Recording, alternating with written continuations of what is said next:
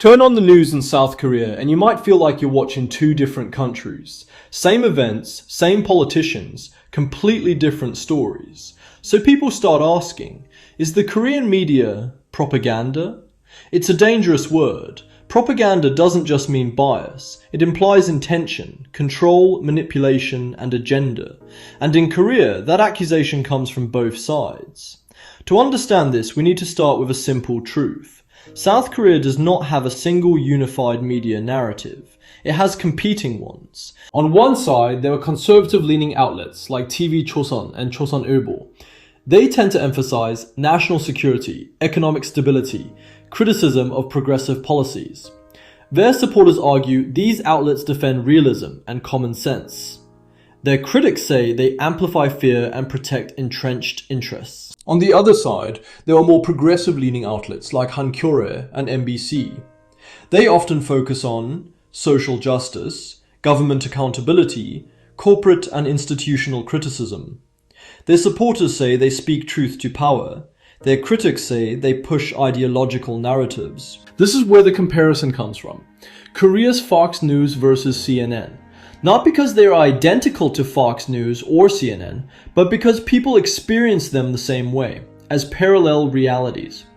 Take any major political event, a prosecution investigation, a presidential decision, a protest. Depending on which outlet you watch, the framing changes. Is it justice or political revenge? Is it reform or power grab? Is it protest or chaos? And over time, this does something subtle but powerful. It shapes not just opinions, but reality itself. Supporters of Yoon Sung-yeol often argue that mainstream media leans progressive. They claim certain outlets highlight his controversies while downplaying those of his opponents. To them, media bias isn't hypothetical, it's visible. Progressives push back hard. They argue that conservative media ecosystems, especially online and on YouTube, spread misinformation and exaggeration. In their view, distrust in traditional media isn't proof of bias. It's the result of alternative narratives gaining traction. And this is where things get complicated. Because today, media isn't just TV and newspapers. It's YouTube. It's algorithms. It's viral clips and commentary channels. Anyone can become a media outlet. And often, the most emotional content spreads the fastest. This creates a feedback loop. People watch what they already agree with. That content reinforces their beliefs. Opposing views start to feel not just wrong, but dishonest.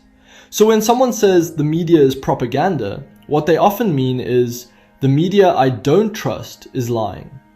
But that doesn't mean bias doesn't exist. It does. Editorial choices, framing, and story selection all influence perception.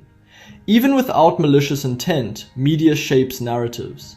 The real issue isn't whether bias exists, it's whether trust survives. In South Korea, trust in institutions, including media, has been under pressure for years. Political polarization, past government influence, and rapid digital change have all played a role. And once trust breaks, it's hard to rebuild. So is Korean media propaganda? No, not in the sense of a single, centrally controlled system, but also not completely neutral. It's competitive, fragmented, and deeply tied to political identity, which means the responsibility doesn't just fall on journalists, it also falls on the audience. Because in a divided media landscape, what you believe often depends on what you choose to watch.